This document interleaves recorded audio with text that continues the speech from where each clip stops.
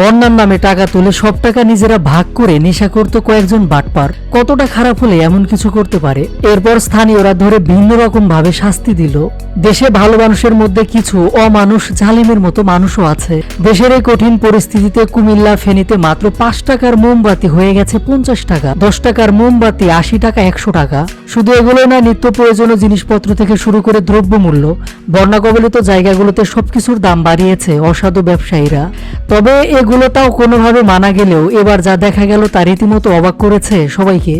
দেশের এই ভয়ানক দুর্যোগকে হাতিয়ার হিসেবে বানিয়ে কিছু অমানুষ চোরের উপর বাটপারি করছে। বন্যার কথা বলে হাজার হাজার টাকা তুলে নিজেরা ভাগ করে নেশা করত।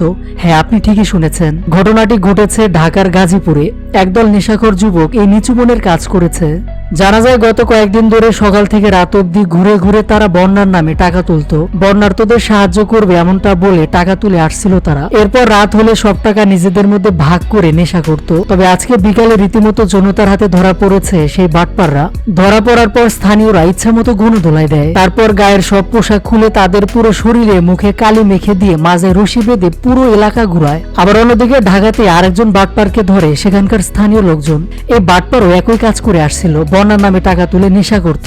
এর আগেও ধরে গণদোলায় দেওয়ার পর হাত পা বেঁধে গলায় জুতার মালা দেওয়া হয়, সাথে শরীরে ঝুলিয়ে দেওয়া হয় প্লে কার্ড। প্লে কার্ডে লেখা হয়, আমি চিটার প্রতারক, বন্যার কথা বলে টাকা তুলে নেশা করি।